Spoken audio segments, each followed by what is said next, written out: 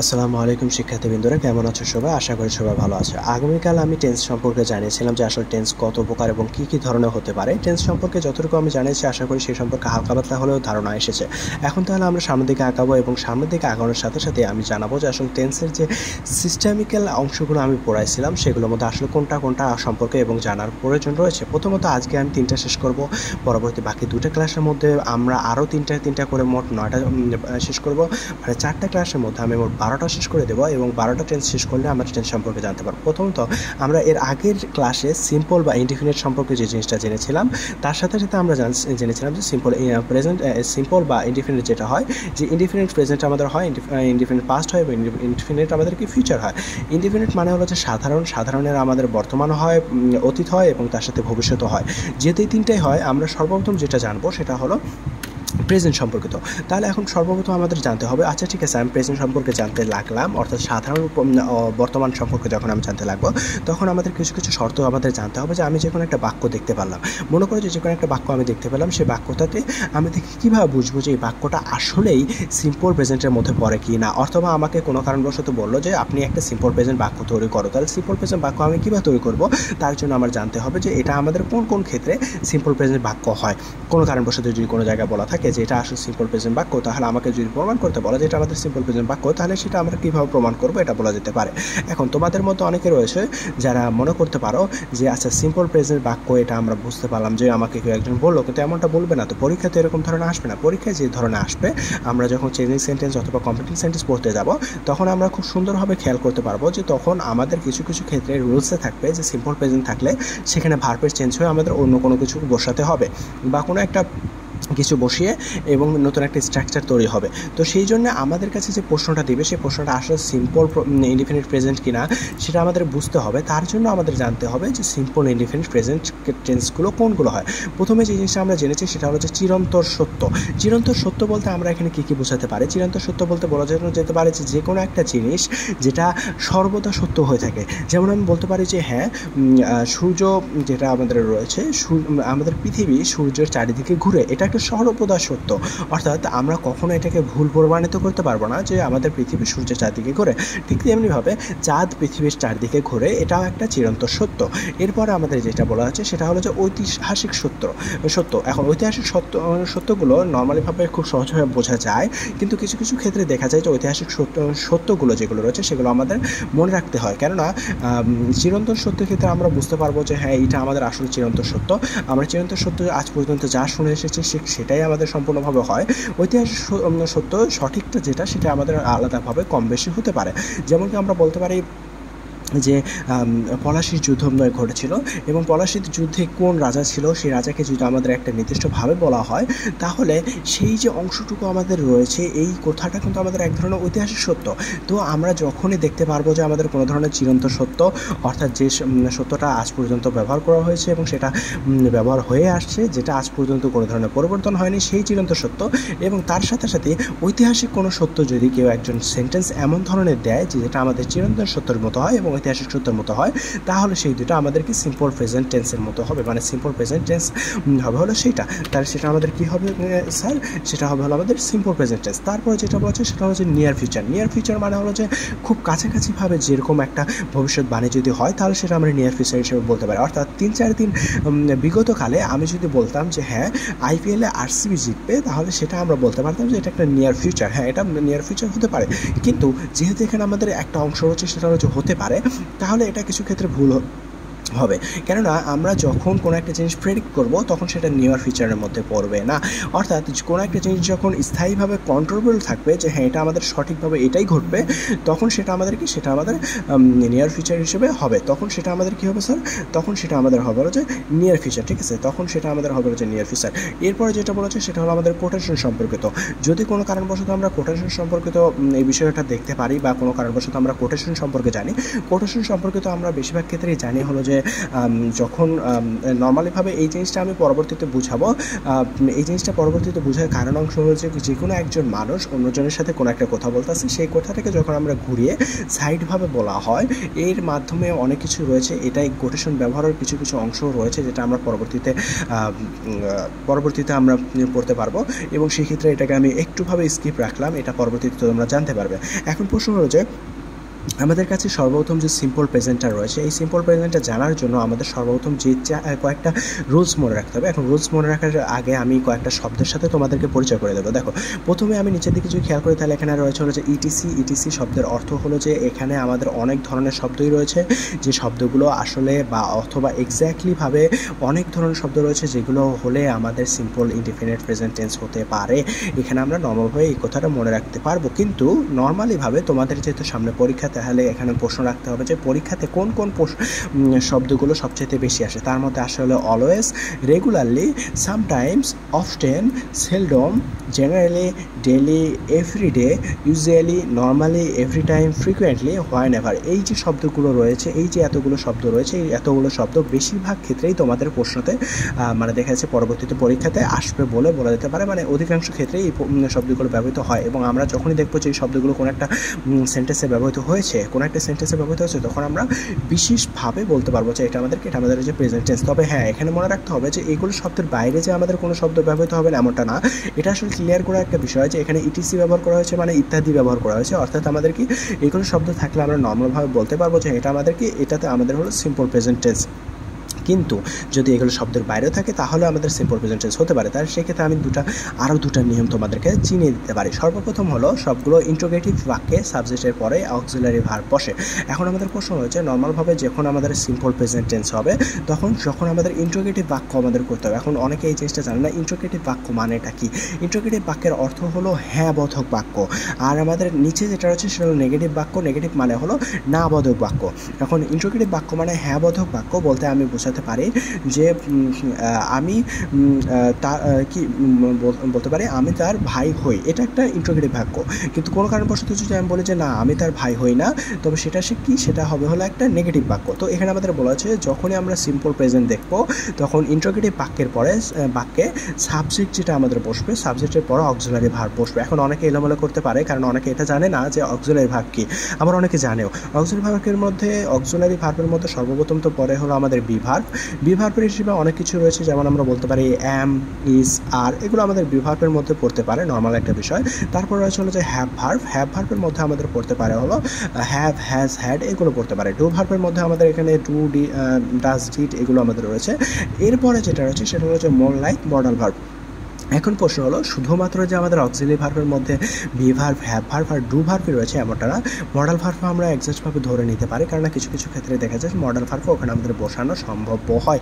এটা আমরা সেন্টেন্স যখন দেখবো তখন এটা আমরা বুঝতে পারবো যে আসলে কোনটা আমাদের বসাতে হবে এক্স্যাক্টলিভাবে। এখন প্রশ্ন হলো যে মডাল ভার্ব যে আমরা এখানে ব্যবহার করতেছি, এই যে মডাল ভার্বটা আমাদের কাছে রয়েছে, এই মডাল ভার্বটার মধ্যে কী কী হতে পারে? এই মডাল ভার্বের মধ্যে হতে পারে shall, should, may, might, could, এগুলো ইত্যাদি ইত্যাদি আমাদের হতে পারে, যেটা আসলে অতটা ভাব মনে রাখার প্রয়োজন নেই। এটা আমরা পরবর্তীতে অক্সিলারি ভার্ব যখন আমরা চেনাবো তখন আমি এটা বুঝিয়ে দেবো তোমাদের। এরপর যেটা বলা হচ্ছে সেটা হচ্ছে সমস্ত নেগেটিভ বাক্যের ক্ষেত্রে সাবজেক্টের পর অক্সিলারি ভার্বের সাথে নট বসে, অর্থাৎ ওই সেম জিনিস যে আমাদের বসে। তবে হ্যাঁ, এখানে একটা জিনিস পার্থক্য রয়েছে যেটা একটু নোট করার মতো, সেটা হলো যে আমরা ইন্ট্রোগেটিভ বাক্যে সাবজেক্টের পূর্বে অক্সিলারি ভার্ব বসে, অর্থাৎ সর্বপ্রথম অক্সিলারি ভার্ব বসবে। ইন্ট্রোগেটিভ বাক্যে বা হ্যাঁ বোধক বাক্যে সর্বপ্রথম অক্সিলারি ভার্ব বসবে, তারপর আমাদের সাবজেক্ট বসবে। আর যখন আমাদের নেগেটিভ বাক্য অর্থাৎ না বোধক বাক্য হবে তখন অক্সিলারি ভার্বের পরে নট বসবে, কিন্তু এটা আমাদেরকে সাবজেক্ট প্রথমে বসবে, তারপর অক্সিলারি ভার্ব, তারপর আমাদের নট বসবে। এইভাবে আমাদের না বোধক করা হবে। আমি একটা উদাহরণ দিতে পারি যেমনটা আমাদের এখানে রয়েছে। যেমন আমি এখানে বলতে পারি আমি ক্রিকেট খেলি। এই যে অংশটুকু রয়েছে এখানে আমাদের একটা অংশ রয়েছে, এটা কিন্তু কোনো ধরনের, আমি যদি প্রথম থেকে সূত্রের দিকে দেখি, এটা কিন্তু প্রথমত আমাদের কোনো ধরনের চিরন্তর সত্য নয়। এটা আমাদের কোনো ধরনের চিরন্তর সত্য নয়। সেক্ষেত্রে আমরা এখানে একটা জিনিস খেয়াল করতে পারি, এখানে আমাদের কি এটা ঐতিহাসিক সত্য না, এটাও নয়, নিয়ার ফিউচার না, এটাও নয়, কোটেশন এমনটাও নয়। তাহলে আমাদের প্রশ্ন হলো যে কোটেশন কোনোটাই নয়, তাহলে আমি ক্রিকেট খেলি, এটা আমাদের একটা সাধারণ সিম্পল প্রেজেন্ট টেন্স। কীভাবে সেটার অংশ হলো সিম্পল প্রেজেন্ট টেন্সের একটা স্ট্রাকচার রয়েছে, মানে যে নিয়মভাবে সিম্পল প্রেজেন্ট টেন্স বসে থাকে। প্রথমত সাবজেক্ট বসে, তারপর ভার্ব বসে, তারপর আমাদের হচ্ছে এক্সেট্রা মানে বাদ বাকি যতটুকু রয়েছে ততটুকু বসে। সাবজেক্ট হিসেবে এখানে আমি আমিকে ব্যবহার করতে পারি, ভার্ব হিসেবে ভার্ব হিসেবে আমরা খেলিকে ব্যবহার করব। এটা আমাদের ক্রিকেট হবে না, ক্রিকেট আমাদের একটা নাউন হয়ে যায়। ক্রিকেট মানে হলো নাম, মানে ক্রিকেট কোনো একটা খেলার নাম, সেক্ষেত্রে এটা নাউন হয়ে যায়। খেলি হলো আমাদের কি, খেলি মানে হলো কোনো একটা ক্রিয়া বা কাজ করা হচ্ছে, তো এই ক্ষেত্রে আমাদেরকে ভার্ব মানে হলো কোনো একটা কাজ করা। এখন আমরা এটাকে যদি ইন্টারোগেটিভ করতে যাই, আমি কিছুক্ষণ আগে দেখেছি যে ইন্টারোগেটিভ করতে গেলে সাবজেক্টের পূর্বে মানে সাবজেক্টের আগে বসবে হলো অক্সিলারি ভার্ব। তো আমরা এখানে যতটুকু এর আগের পৃষ্ঠাতে পড়েছিলাম যে যখন আমরা সিম্পল প্রেজেন্ট টেন্স করব তখন আমাদের অক্সিলারি ভার্ব হিসেবে ডু বা ডাজ বসবে, তারপরে আমাদের ইন্টারোগেটিভ হিসেবে সাবজেক্ট বসবে, তারপর ভার্বের 1 নম্বর ফর্ম যেটা আমাদের এখানে রয়েছে, তারপর এক্সেট্রা যে কোনো একটা কিছু বসবে। নেগেটিভ করার সময় আমরা এখানে জিনিসটা পড়লাম যে নেগেটিভে বাক্যে প্রথমে সাবজেক্ট বসবে, তারপরে যে আমাদের হবে হলো যে অক্সিলারি ভার্ব। আমরা প্রথমে সাবজেক্ট বসালাম, তারপর অক্সিলারি ভার্ব ডু বা ডাজ যে কোনো একটা জিনিস বসাবো, এবং তারপরে গিয়ে আমরা এখানে নট বসাবো, কারণ আমরা এটা নিয়ম হিসেবে পড়ে গেলাম। তো এই নিয়মগুলো সোজাসুজিভাবে মনে রাখলে আমরা বুঝতে পারবো যে একটা সিম্পল প্রেজেন্টকে কীভাবে আমরা হ্যাঁ বোধকে তৈরি করতে পারবো, না বোধকে তৈরি করতে পারবো, এটা নর্মাল একটা বিষয়। চেঞ্জিং সেন্টেন্সে এটা তোমাদের সবচেয়ে বেশি কাজে দেবে।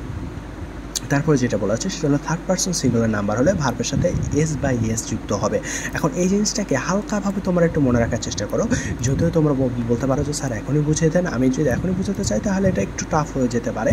যার জন্য আমি বলবো যে first person, second person, third person এই তিনটা জিনিস আমি তোমাদের পরবর্তীতে বোঝাবো এবং পরবর্তীর সাথে তুমি এটা যুক্ত করে নেবে। এই জন্য আমি বলছি সবগুলো নোট করে নেবে, আমি প্রয়োজনে ডিসক্রিপশন বক্সে পিডিএফও দিয়ে থাকবো। এরপর আমরা যার সাথে যাবো সেটা হলো যে সিম্পল ইনডিফিনিট পাস্ট। এই যে সিম্পল ইনডিফিনিট পাস্টটা রয়েছে, পাস্ট মানে আমরা জানি হলো অতীত, অতীতে কোনো একটা সংগঠিত কাজ।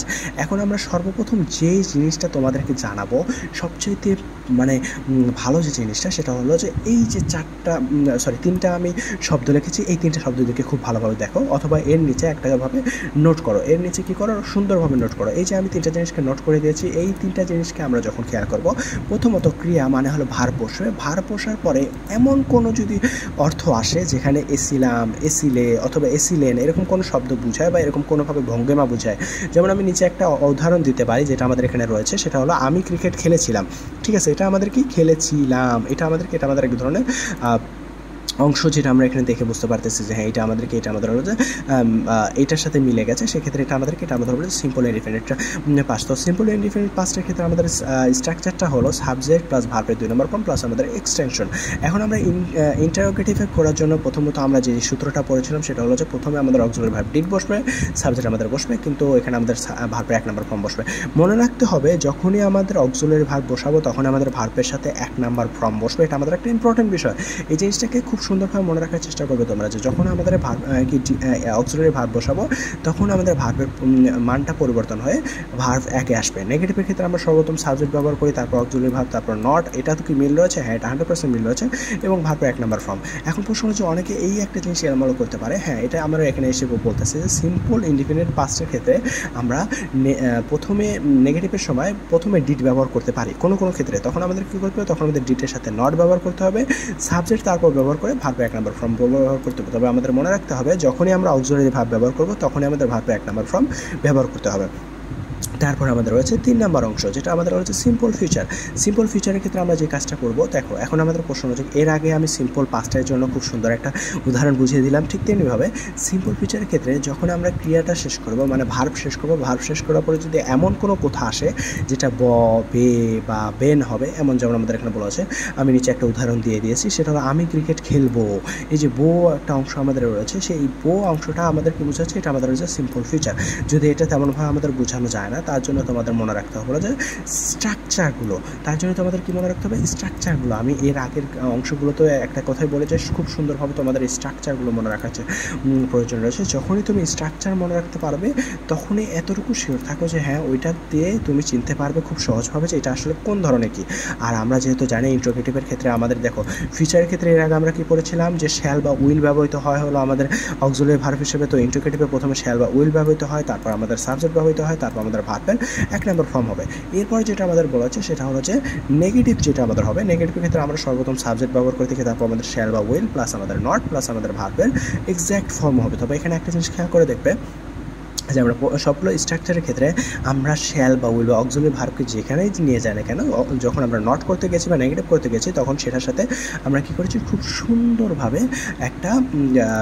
সুন্দরভাবে নট লাগিয়ে দিয়েছি, অর্থাৎ অক্সিলারি ভার্বের সাথে সর্বদা আমাদের নট থাকবে। তো শিক্ষার্থী বন্ধুরা, আজকে আমরা নর্মালভাবে যতটুকু জানতে পারলাম সেটা হলো সিম্পল ইনডিফিনিট প্রেজেন্ট টেন্স, যেটা আমাদের এখানে রয়েছে। তারপর আমরা জানতে পারলাম হলো যে সিম্পল ইনডিফিনিট পাস্ট টেন্স। তারপর আমরা জানতে পারলাম হলো যে সিম্পল ইনডিফিনিট ফিউচার টেন্স, যেটা আমাদের রয়েছে। তো এখানে একটা জিনিস আমাদের বারবার মনে রাখতে হবে যে আসলে অন্যান্য শর্তগুলো অতটা মনে রাখা সম্ভব নয়। যেমন আমি এখানে বললাম যে ব, বে, বেন, এটা আমাদের অতটা মনে রাখা পুরো সম্ভব নয়, কেন তোমরা বাংলা অতটাও জানো না, যেহেতু তোমাদের মাতৃভাষা ইংলিশ নয়। সেক্ষেত্রে আবার এসিলাম এগুলো অতটা মনে রাখা সম্ভব নয়। কিন্তু এখানে প্রথম নাম্বার যেটা রয়েছে আমাদের হলো যে সিম্পল প্রেজেন্ট টেন্সের ক্ষেত্রে, তখন আমাদের এইটা মনে রাখতে হবে, চিরন্তর সত্য। আর আমাদের এই যে অংশটুকু রয়েছে সেই অংশটুকুকে আমাদের কী করতে হবে, মনে রাখতে হবে। এই যে চিরন্তর সত্য, ঐতিহাসিক সত্য, নিয়ার ফিউচার এবং আমাদের কোটেশন। আর এখানে তো আমি নর্মালি বুঝিয়ে দিলাম যে আমাদের কী কী শব্দগুলো থাকবে। বাদ বাকি এখান থেকে যে নিয়মটা আমি বুঝিয়ে দিয়েছি, এই যে আমাদের এই দুইটা যে নিয়ম ছিল, এই দুইটা নিয়মকে যে আমি বুঝিয়ে দিয়েছি, এই দুইটা নিয়ম আমি পরবর্তীতে কিন্তু বাদ বাকি যে পাস্টের ক্ষেত্রে হলো, আবার আমাদেরকে ফিউচারের ক্ষেত্রে ওই দুটো নিয়ম আমাদের লাগু হলো। তো সবচেয়ে বেশি যে জিনিসটার দিকে ফোকাস করবে সেটা হলো যে স্ট্রাকচার, আর উপরের এই যে অংশগুলো রয়েছে সেই অংশগুলোর ক্ষেত্রে একটু ফোকাস করবে। এই কয়েকটা জিনিস ফোকাস করে তোমাদের ক্ষেত্রে যে সিম্পল ইনডিফিনিটের যে টেন্সগুলো রয়েছে সেই টেন্সগুলো খুব সহজ হবে। আশা করি তোমরা বুঝতে পেরেছো। যদি না বুঝতে পারো কমেন্টে আমাকে জানাও, এবং আমি এটার পিডিএফ পুরোপুরিভাবে ডিসক্রিপশন বক্সে দেবো, তোমরা পিডিএফ দেখে দেখে নোট করে নেবে। আশা করি আমার পড়াটা বুঝতে পারবে এবং পরবর্তী ভিডিওর জন্য অপেক্ষা করবে। আমি খুব শীঘ্রই পরবর্তী আপডেটটা দিব, পরবর্তী পার্ট আমি খুব শীঘ্রই দেবো। সো আজকের জন্য এতটুকুই। আসসালামু আলাইকুম।